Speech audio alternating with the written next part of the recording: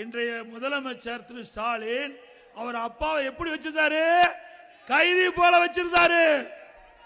சொந்த அப்பாவே அப்படி வச்சிருக்கிறவரு நாட்டு மக்களை என்ன பாடுபடுத்துவார்? சிந்திச்சு பாருங்க. திரு எடப்பாடி பழனிசாமி அவர்களே, தோல்வி பயத்துல எல்லை மீறி பேசுவதற்கு தொடங்கி இருக்கிறீங்க. முதலமைச்சரா என்னுடைய செயல்பாடுகளை விமர்சிக்க எதிர்க்கட்சி தலைவர் உங்களுக்கு எல்லா உரிமையும் இருக்கு. தேர்தல் அதை மக்கள் எடை போட்டு பார்ப்பாங்க. உங்களுக்கு தக்க பதிலடியா கொடுக்கத்தான் போறாங்க. ஆனா தலைவர் கலைஞருடைய மகனா என்னுடைய உறவை பற்றி ஒரு சொல் பேசக்கூட உங்களுக்கு எந்த உரிமையும் கிடையாது, எந்த தகுதியும் கிடையாது. தலைவர் கலைஞரை பத்தி உங்களுக்கு என்ன தெரியும்? தலைவர் கலைஞர் ஒரு சிங்கம். வாழ்ந்த காலம் வரை கோடிக்கணக்கான தொண்டர்களை என் உயிரினும் மேல உடன்பிறப்புகளை என்ற ஒற்றை மாத்திரத்தில் கட்டி போட்டிருந்தவர் நம்முடைய தலைவர் கலைஞர்.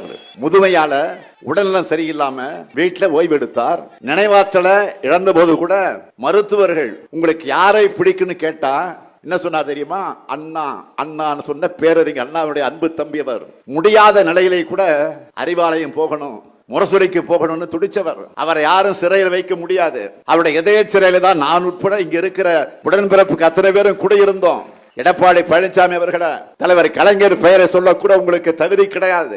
கலைஞர் பெயரை சொல்லக்கூட எந்தவித யோக்கியதையும் கிடையாது. 5 முறை மக்களால் தேர்ந்தெடுக்கப்பட்ட முதலமைச்சராக இருந்து இந்த தமிழ்நாட்டை நீண்ட காலம் ஆண்ட ஒரே முதலமைச்சர் தலைவர் கலைஞர். அவருடைய கடைசி ஆசை என்ன?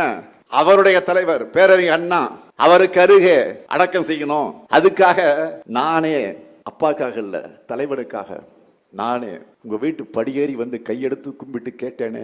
என்னுடைய தந்தைக்காக அல்ல, தமிழகத்துடைய தலைவர் அவருக்கு கடற்கரையில இடம் கொடுங்கன்னு அந்த சோக சூழ்நிலையில் கூட உங்க முன்னாடி வந்து நின்றேனே. கொடுத்தீங்களா? இரக்கம் இல்லாமல் மருத்துவர் தானே நீங்க. அப்படிப்பட்ட உங்களுக்கு எங்க தலைவரை பற்றி பேச எந்த யோகியதையும் கிடையாது. உங்க யோகியதை என்ன தெரியுமா? உங்களை நம்பி பதவி கொடுத்த அம்மையார் சசிகலாவுடைய காலையே வாரிவிட்டவர் நீங்க.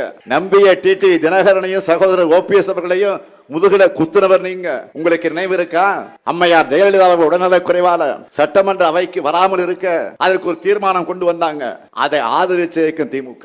இதுதான் உங்களுக்கு எங்களுக்கு இருக்கிற வித்தியாசம்.